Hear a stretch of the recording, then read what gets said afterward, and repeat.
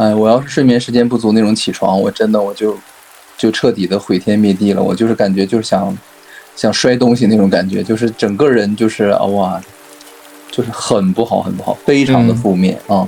如果是睡眠时间足够的那种起床，我就是其实也状态也不好，就是也会觉得，哎，为什么要醒来？就这种感觉，就是不愿意去支撑这个肉体去做任何事情。醒来之后，那个美梦给中断了，也会觉得有点可惜啊。是，就是我自己的感觉，就是我不愿意活在这种物质世界。我觉得我在梦中的时候，就算有的时候有一些不好的梦啊，但我宁愿活在那个梦中比较轻快的这种身体吧，或者说比较刺激的这种情节。所以我每次从梦中回来的时候，回到现实生活中，我仿佛我的灵魂就是有一种抱怨，我每次都有这种感觉。就是他不喜欢待在这。对，你这个说的特别对。所以就是会有一个阶段会有一点厌世的感觉，就是觉得活着很累，你知道吧？就洗脸刷牙呀，然后还要吃饭呐之类的。对，对，我觉得我应该是转世比较多吧，就是在地球上已经很久了，可能也投胎都投腻了。所以我之前看那个就是新白的时候嘛，他不是那个白娘子白素贞看那个许仙的前世嘛，就是多少几十世嘛，然后我就在想，哎呀，我一定是跟许仙一样，已经都不知道活了多少辈子了，然后这一世赶紧的就是腾云驾雾吧，我赶紧的就是或者像那个白素贞一样，就是对吧？哎呀，直接就脱离红尘吧。我觉得咱们聊天能聚在这儿，可能都有一点这种，可能以前是师兄弟，对，有可能吧，有可能，对，都是一个寺院的哈，一个寺庙的，对，都是一个小组的和尚。对，哎，你们觉得你们以前有可能是出家人吗？就是前世有过这种感觉吗？我对前世没感觉，我想象不到我前世是什么，哎，但是有很多就是别人会这么说。别人说过，说你以前是有过出家人的这种前世，就别人一听我讲这些又玄又灵幻的东西，他会觉得，你肯定是有修行经历的，或者说，是你练过这方面的东西的，是，说你前世接触的多，可能，对，我自己就是没有直接感觉到，你懂吗？这只是，我明白，就是别人，我那个听说的就是那个告别娑婆上师他说的，其实就是你其实现世的所有的喜好、偏好或者一些恐惧，或者你不喜欢的东西，其实都是有来有的，都是你前世的一些功课你完成了或者没完成的原因。然后他还举了一些就是耶稣佛陀的一些转世的一些经历，就是说他们从一开始跟老子去学习。然后，但是那个时候内心其实还有某些方面的执着，比如说，结婚生孩子啊，比如说财富啊，然后，老子就很严厉的教导他们，让他们把钱全部的捐出去，甚至是扔掉这种，就是说首先要扔掉这个欲望，然后才能进一步走到下一步。然后他们就是非常的勉强，但是也照做了。然后最后他们学得非常的好，他俩当时是夫妻俩，然后情侣俩。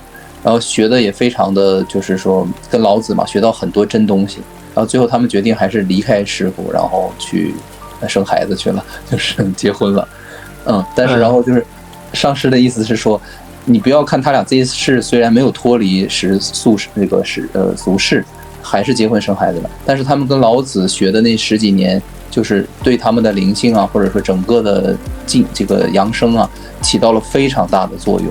然后以至于他们在后世的时候面对一些钱财啊或者一些东西的时候，就那一世的修行就会起到作用。应该是有吧。所以你今生今世的这些能力啊，或者说一些喜好啊，其实肯定是你以前有一些基础的，帮助到你的。我觉得是这样的，一定它不是没有来由的，因为就这个可能也探讨一下吧，就是因为我是接触到这个佛教啊、佛学的时候，或者是佛经的时候，我真的是就是几乎是没有障碍，我就感觉这个东西说的就是我仿佛内在的一种已经存在的一种东西。对，可能你之前都学过好多遍了。就是类似于这种感觉，就是这个东西怎么才让我知道？然后原来一直大家说的这个佛法、佛学、佛经是这么一个回事啊！就是然后他讲完之后，我就觉得这个说的太棒了，这个就是我完全能接受的一种观念吧。对对，就是但是很多人就是很抵触的。我觉得很多人抵触是因为就是我们小的时候的教育嘛，还有身边的这些人告诉我们的。就是会给他一个不好的第一印象吧。我觉得你首先得打破这种不好的这种第一印象，去深入的了解一点它的实质性内容之后，你再去看它。对，就是很多人他看的话，他是站在一个批判的角度去看的。如果你稍微对他公正一点，就是你不要带批判的精神，也不要带就是包养的精神，就是一个中立的角度去看的话，你就会发现它其实里面有很多东西讲得很精彩，就是你就单纯把它当做一个故事来看，它也是一个优秀的故事，我觉得。它里面有很多东西其实非常值得我们学习。就是我是凭直觉去学它的，因为我感觉他讲就是如果是按照他讲的这套理论去思维的话，或者说他的这种观念给我带来的是一种很快乐的，或者说是很释然的一种感觉，就是他在解绑我原有的那些所有痛苦啊，那些束缚啊，那些烦恼啊、焦虑啊，我觉得就是他其实是我的一个很解脱的一个方向。就是如果我不这样去思考的话，我真的会很痛苦。对，有点像是我最近有看，就是有很多那种国外的那些人嘛，他们因为从小就可能会接触到那种宗教教育，然后他们有一天突然接触到无神论，他们就会有一种解放，然后有一种特别释怀的感觉。然后一下就发现了新大陆一样，就是他们原来还可以做无神论。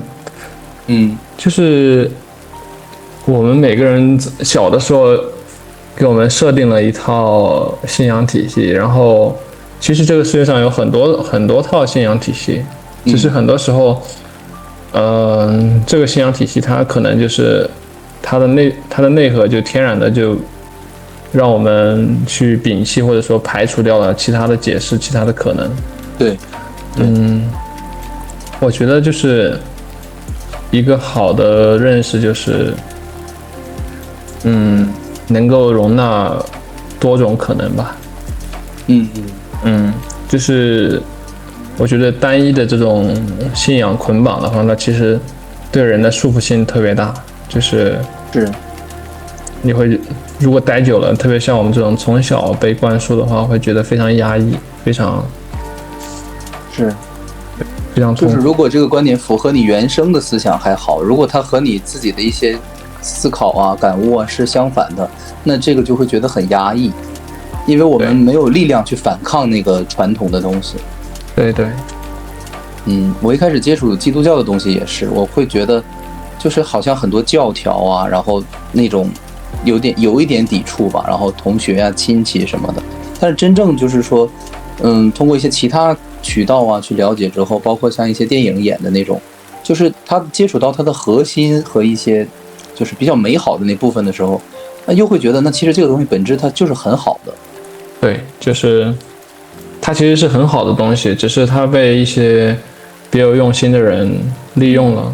对，就是就像那些邪教一样嘛，它其实邪教的前身，它里面很多理论还有那些观点，它其实是从一些非常好的观点里面去给它扭曲掉了，或者去给它极端化，才造成的。对，他也会去说耶稣怎么说，怎么样，但是完全套了另外一个外壳，对，很奇怪的一个东西。然后我就发现，其实这些东西那么的美好，然后那么的就是正能量吧，哈，它其实不是负面的。然后你越接触之后，你越会觉得你的感受是更好的。是这样的，就是我觉得就是随着年龄的成长吧，我们对这些东西的这种包容还有接受程度会越来越强吧。就是小的时候可能因为三观很容易被引导和塑造嘛，可能我们的这些教育啊、家庭氛围啊，它就会给你限制很多的条框框嘛。就是你长大，你自己有能力了，我希望就是大家可以给自己松绑嘛。就是当你有能力去解决掉这些，就是避开这些坑洼洼的时候，你就可以去享受它的果实嘛，对吧？是因为我以前其实对道教不是太了解，然后一直也觉得就是一些鬼神论啊，或者就是算命啊之类的，就是停留在这些糟粕上或者偏见上面。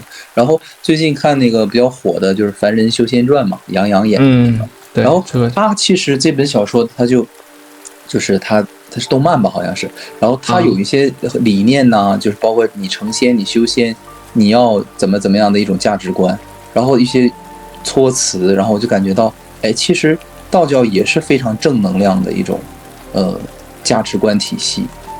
对，就是它都是正能量和那个，它其实也不说是正能量和负能量嘛，它就是一个非常客观的一个东西，就是只是每个人对它的那种解读不同吧。就类似于心思歹毒的人看什么都是看谁都是心思歹毒嘛。对。然后内心纯洁的人看谁都很善良。对，因为道教之前就感觉，因为不知道是谁跟我说的，他说道家追求的是长生不老，然后之类的。然后我就感觉，因为我只是从一个很小的这样一个角度去理解嘛，但是其实你就算他追求长生不老也好啊，或者什么样也好，但是他并不是说到此他就结束了，他就是最高理论了。对，我觉得这跟那个人的理解深度也有关系。就是有的人他就没有这种耐心，或者说是就沉淀下去了解一个事物的能力，他可能就是明白，喜欢流于表面嘛，就像现在刷短视频一样，就是大家或者可能足够谦虚，对，就像真正学会一些东西。不只是谦虚吧，还有就是对事物的耐心吧。我觉得就是现在的人很多太浮躁了，就像很多人他是看不了书或者看不了电影这种需要花费很多时间的东西，是的，这其实就是短视频还就是我们这个社会氛围给营造出来的一种氛围，把它给影响了。我觉得这种影响还是蛮可怕的，就是它相当于让你丧失了对这个世界的品味，对这个世界的认识能力。对，或者说在这种情况下，我们没有办法去真正的了解一个事物，只能了解一个事物最浅表的一个外壳而已。对，就像很多人去看那种热搜或者新闻，他会大致看一下那些标红啊或者标黑的字体，然后再刷一下评论区，然后就结束了。然后这个新闻对他或者对这个热搜对他的那种影响就已经达成了。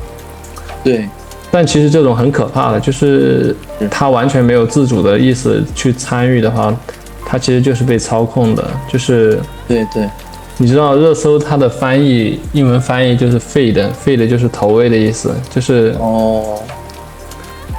每个看热搜或者看新闻头条的人，他都是在被喂饭一样的，懂吧？就是不说每一个人吧，就是绝大部分人，就是如果你没有带着自己的思考去参与这件事情的话，如果你只是打发时间或者说无聊，对，你的思想就这样潜移默化的被影响了。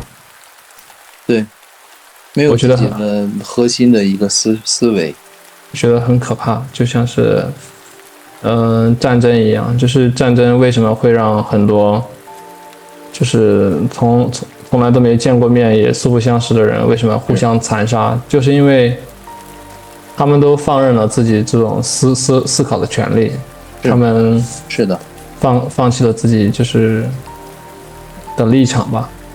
对，就他们的立场很容易的就被这些新闻机构呀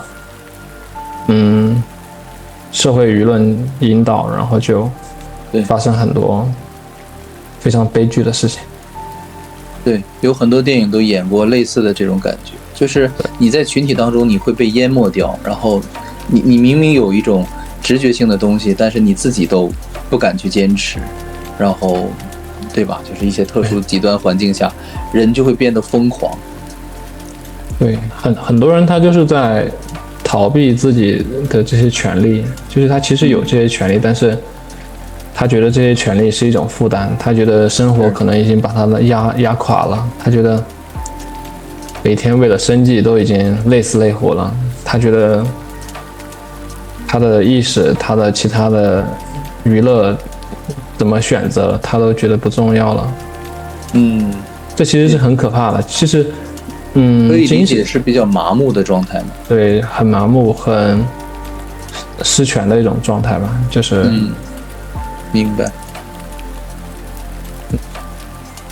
你这个说法其实太傻天书的作者他提到过，他说绝大多数的人不是觉醒或者不觉醒，或者是什么样哈，就是他用的是爱的这个状态，就是说是走进了爱的这种道路当中，还是不走进爱的道路。他说对于绝大多数的人来讲是不知道有爱的道路，就是大家就是麻木的，就他甚至都不会去思考这种问题，因为对于他来说这个是不存在的东西。就像你说的，他是被社会喂养的一种状态，他没有自己的思考和心灵的直觉。对，他就是像是孩子还被父母圈养着，他还没有独立出来。是，这个时候你让他去表达呀、输出啊，或者说自己去思考啊，他是没有这个能力的。但是现在的人其实有能力、有直觉，但是我们可能是被封闭住了，或者说被禁锢住了吧，而我们自己选择不去反抗这个所有的束缚，所有的这种桎梏。其实我觉得他说的当时，因为我就拿笔画上了嘛，就是这个麻木，当时让我就觉得特别的深刻。因为你现在又提到了嘛，其实就是这个麻木的状态。我觉得最可怕的就是这种麻木，就是不是人们去想着选择所谓爱的道路啊，服务他人还是服务自我，是因为大家根本就不会去考虑这种问题，甚至不会去想着服务不服务的。对，只是想着自己的生活，过自己的小日子而已。所以说你距离灵性觉醒就是还很遥远。太遥远了。他们不会去思考觉不觉醒这个事儿。对，太遥远了。就是以前我会认为很多人他之所以这样一种选择或者这样一种状态，是因为他被蒙蔽了，或者说他被欺骗了。我以前我会觉得，如果我既然知道这些真相，知道这些就是欺骗的这些事情，如果我把这些真相和他们被欺骗的事情告诉他们，他们就会清醒一些，或者说是恍然大悟一些。但实际上不是这样的，就是很多人他们就是完全不在意它是不是真的或者假的。是的，即使你觉得你已经可以自证这个事情是真的了，或者说很大的可能性了，但是他们会觉得这个东西对我来讲没有意义。对，他会觉得不重要，他觉得这真假都不重要，他觉得对，这不是他思考层面的事情。对，所以本质上其实还是一个是不可沟通的，再就是实际上是一个人自己选择相信或者说觉悟觉醒，他才有可能真的最后走上这个路啊，或者是实现这个目标。所以一个人如果一点主观的这种意向都没有的话，其实外人是帮不上任何忙的。对，就像是那些修行人嘛，就是他其实不同的修行阶段，他是要靠一个醒悟的，就是他自我的醒悟，不是说他学了多少东西，他的导师教给他多少东西，他就能够成长，不是这样的。他是靠自己某一个时刻突然的醒悟或者突然的顿悟。对，就是人与人之间不同修行阶段的人，他完全都是在不同的层级里边，就像一栋楼房一样。我在1楼，他在2楼。我们之间说话，他是很难听见，或者说根本就听不见的。对，在自己的层级上去聊，是这样的。只有他自己突然有一天发现，哎，这里竟然有个楼梯可以上去。对，就是这样。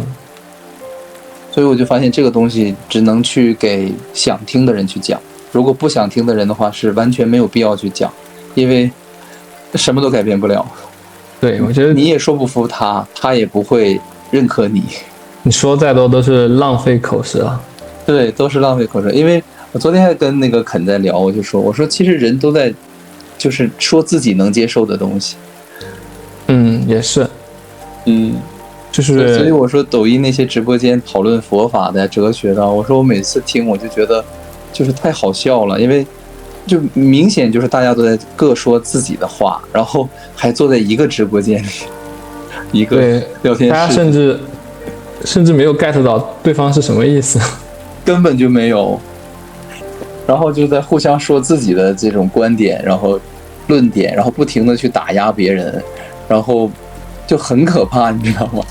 然后我就觉得这是佛法直播间呐，这太可怕了，这比人世间还吓人。像直播间这种形式，它就是让人没有时间去思考或者去停留，因为它就是节奏很快的。对，谁声大，谁说的好，谁厉害，谁气场强，谁就能占主导。对，所以千万不要在这种地方去做辩论。对，我就觉得这些人究竟是怎么想的呢？在这儿能得到什么呢？能得到大家的拜服吗？还是什么？然后就其实我觉得，反正我可能说的有点那什么，我觉得他们都白学了，我真是这么觉着的。就是那你学的都是一些很平静的东西，为什么要在这儿吵架呢？对，他其实只是在宣泄情绪吧，跟学佛扯不上任何关系。是啊，他们居然会去那种就是提问，就是说你告诉我四圣谛是什么，你别的不用说，你就说四圣谛是什么，你说不出来你不要讲别的。就是我就觉得这比我们现实社会还残酷啊。这不又变成考试了吗？对啊，然后最搞笑的就是有一次有一个人嫌另一个人说的可能有点多了，然后他为了抨击他说了什么？他说你告诉我一年四季夏天春天冬天这些用英文怎么说？他说我为什么要说这个？他说因为我要看你的学历程度，你什么文化水平，你就说你会不会吧。然后那个人应该是就是不知道是不屑于说还是真的不会，然后就辩论了好半天，然后其他人就说你为什么要提这个问题？然后我当时在想，我的天哪！然后又上来有一个人直接说英文说一大串，然后回击他说：“你看我说这么一大串你也听不懂吗？你为什么要难为人家说英语呢？怎么样？”这牛鬼蛇神大乱斗啊！哦，对，你说的太对了，我当时的感受就是这真是牛鬼蛇神啊！我的天，就是那种你说其实就是只不过手里没有拿着枪拿着刀而已，对吧？其实大家就是在互相砍啊。对，是这样。我的天，居然还是佛法交流群，这个聊天室啊，甚深佛法都是什么那种，全是什么开悟直播间，然后，觉醒直播间，所以生活中充满了幽默，充满了好笑，真的很幽默。对，因为如果你说别的也还好，你说的这种都是很正能量的东西，怎么到了大家这个嘴里，而且都是学了几十年的那种，什么实修派啊之类的哈。然后一个比一个牛吧，就反正，对。但是我就感觉这个能量怎么让我觉得这么的不和谐呢？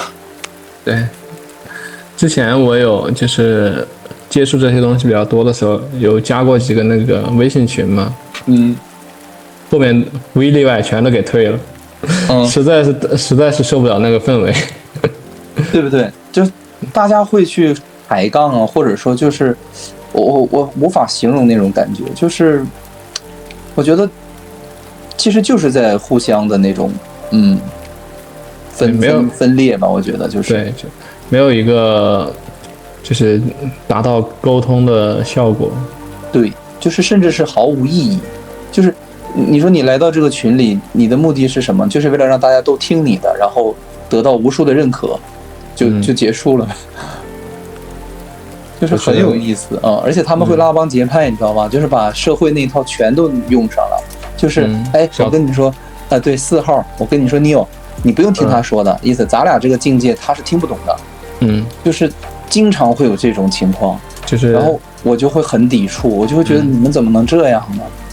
有拉有踩的，对，有拉有踩的。然后我就觉得我的天，那如果说佛学的世界，或者说佛的世界、菩萨的世界，如果是这样的话，那我觉得还不如在现实社会比较友善。就是因为隔了这个互联网，所以大家吵得比较凶。那一到线下可能就没那么凶了。对，能稍微那样是注意点，对吧？对，哎呀，所以我觉得互联网真的是把人性给放大的，就是很这种。就是它就是一个放大器嘛，就是学好的可以学好，学坏的能学得非常坏。对，尤其是评论区呢，都更是没法看，就是真的全都是很可怕的这种负能量，这个我也就忍了。然后最可怕就是这帮佛友们居然，哎呀，我都不知道怎么想的，就还去人为的制造佛学上的对立。我觉得有的人可能他就是把它当做一门生意吧，他可能直播间就是一个。就跟混社会一样的嘛，在争取自己的权势和地位，争取自己的利益。那我当然有的人就是单纯的那种宣泄自己，有的就是发泄情绪。对，然后甚至有的那种大佬就会去说自己多么多么厉害之类的，然后想去征服大家。然后我就觉得，哎呀，其实这些欲望啊，真的。也相当于是就是反观自己吧。其实每个人都有这种影子存在，就是谁跟我辩论，我一定要胜过他呀之类的。然后我就感觉，学这个东西更大的意义其实就是反观自己。这其实就是陷入到某一个情境里边去了。对，就很多时候像我们可能就会清醒一点，就不会掉入到这种情境里面去。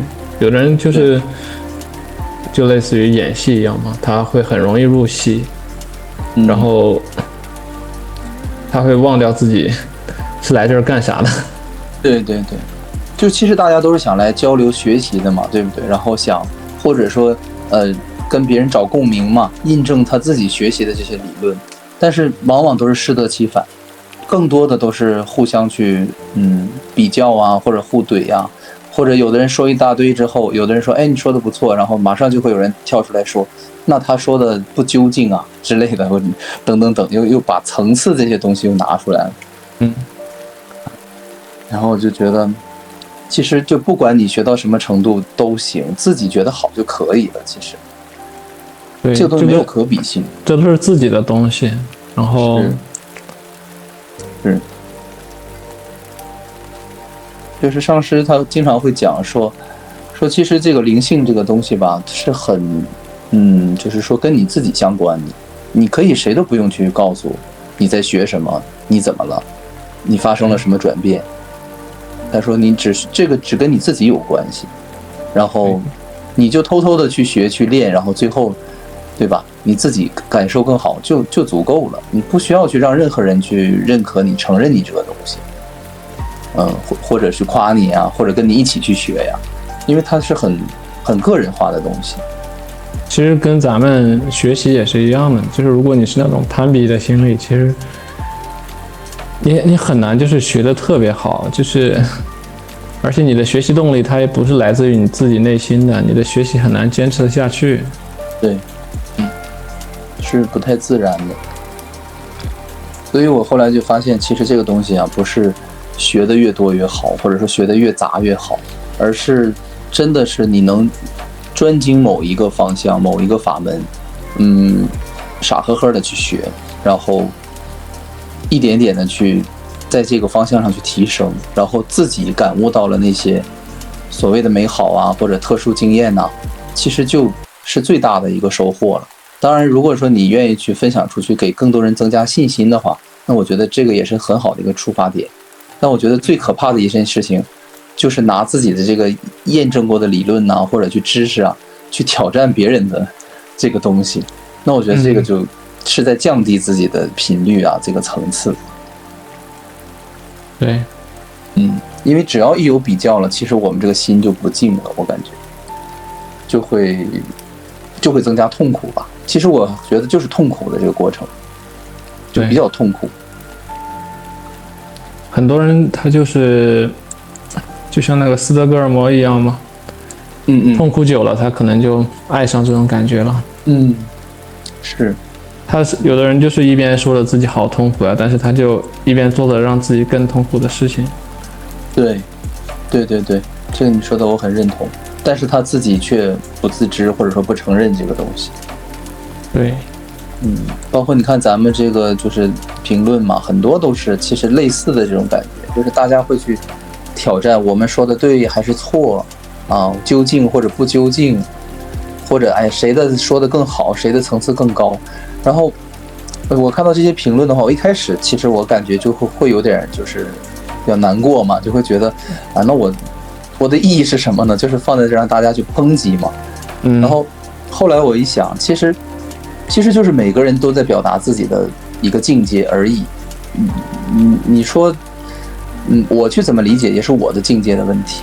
就是其实每个人都在做自己，然后大家放到了一个平台上，然后你能看见而已。其实生活中很多这种声音，它不一定能表现出来，可能是心里想的，它不一定告诉你。是这样的。所以每个人都在自己的这个世界里面活着。我觉得，就是外在的声音，就是肯定有很多不一样的嘛。就是如果你太在意别人的话，你就相当于做不好自己嘛。是，是的。所以我就一直在反思这件事情，就是我是因为别人对我不好，还是因为我太在意别人了？如果我从别人对我不好的这个角度来论述，那其实我就是个受害者嘛，对吧？那是谁的错，谁不应该这样，怎么样？但是我反过来想，那其实我是这一切的主导，我可以选择去怎么样对待。对，去重视或者忽视这些东西，这些声音或者说能量吧。所以我后来我就感觉到，其实这也是一个提升的一个机会或者说课题，就是你面对别人负面的声音的时候，才是检验你的自身状态的一个好时机。对，如果你自己就是把控不了的话，就说明你还是很容易被人家给影响嘛，你自己是一个非常没有稳定的一个状态。对，还是把能量放到了别人身上，不停的去从别人身上去想获得能量。对，昨天跟肯聊这个，就是说，其实要把力量收回来，放到自己这里。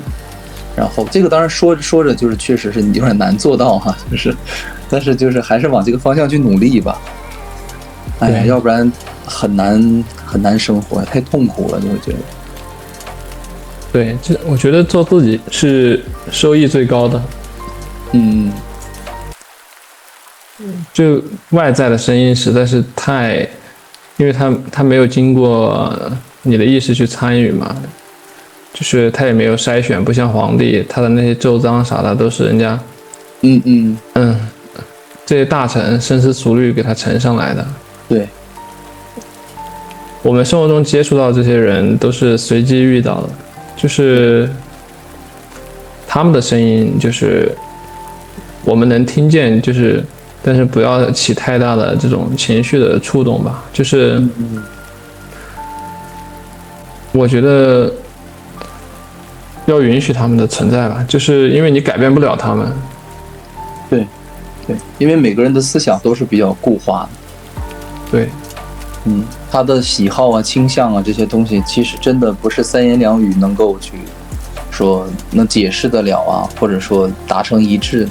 所以说，就是我现在也就是像你说的，就是允许吧，你也要允许别人，这样或者那样嘛，对吧？不喜欢这种的，不喜欢那种的，这个也是很正常的一件事情。对，因为我自己也是有喜好的嘛，也有倾向性嘛，对不对？其实，在有选择的时候，我们可以选择，比如说我不喜欢这个地方，我就换一个地方待。然后我不喜欢他们评论，我就把评论给关掉。其实都可以。就是我之前看一些很优秀的油管博主，他们就是没有给评论的权限，他们视频是没法评论的。